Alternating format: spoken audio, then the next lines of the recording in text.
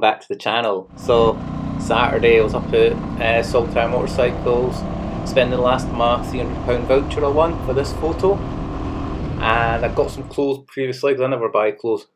So I got a set of Trapezium engine guards, and I was going to do a video on installing them yesterday, but with that flickering LED issue with the GoPro, I can't seem to stop that, and too far away filming, and I thought, a bit boring making a film on like putting engine guards on, isn't it? Anyway, the instructions though are absolutely hilarious. Look at the size of them. So I did what I do when I work on Willis Jeep, as I just worked out for myself, and didn't take long to assemble them. A couple of different lengths, 6mm bolts, which I worked out where they went, and put washers on, etc. And then just assorted spanners, 12, 13, 14s and a 17. Because I've got different length engine bolts, new bolts in my engine, they're not the same. I think they're 13s instead of 12s, or the other way about, 13s instead of 14s or something. So anyway, I just grabbed all the spanners and went out to fit this.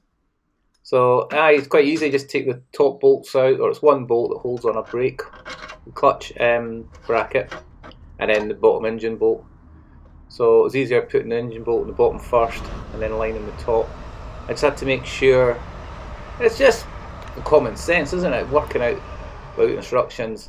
So obviously the clutch cable goes that side of the engine bar, and then just get everything roughly on. Then once it's all lined up and stuff, just nip everything up, tighten it. I've not greased these bolts or anything. I'll put Loctite on them, they'll probably just stay tight on their own. There's no vibration to loosen things like this. But I will check them all after I run it a bit. So I'm happy with that. Should have had that on when I fell off, but never mind. I don't think that stopped you falling off. Bad riding is how you fall off. Yeah, it looks good. So I've got these motorbike handlebar GoPro mounts. They're about 10 quid on eBay. Got a couple spare. So I thought, put one on the crash bar. And then I was mucking around thinking, imagine putting, that's an American and that's a French convoy light. Imagine putting that on it. That'd be so cool. But it's a bit heavy. And I can't actually switch my lights off on the Enfield, so it makes having a blackout light a bit pointless. So you can see you can rotate these, so I could do side-on filming behind as well. Great idea. But I've not thought that through because, of course, your indicator's going to hit it. So what I'll do is I'll put it on upside down on the other side probably, and just move it.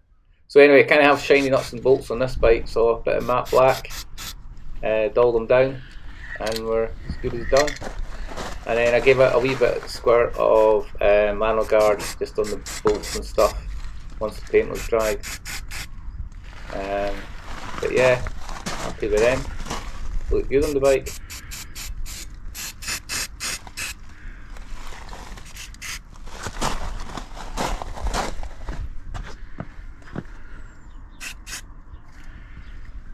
Still got to straighten my headlight cowl from when I bent it and do some of this rusty pipe. It's horrible, isn't it?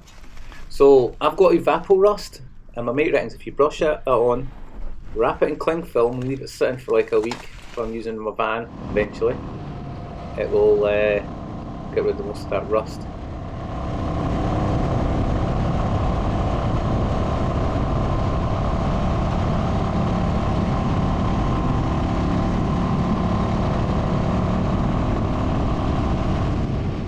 And I'm real happy we have blue trail tyres on it now.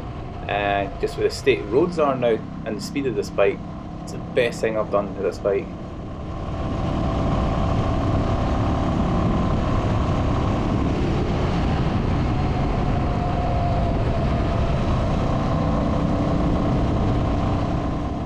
So that's us. I'll show you a quick view as I'm leaving the film. Thanks again for watching. Sorry I didn't get a real detailed film of putting that together, but yeah, it's not rocket science, anyone can do that. That's the great thing with Royal Enfields, easy to work on. So, thanks for watching, see you all again soon, hopefully commuting again, bye for now.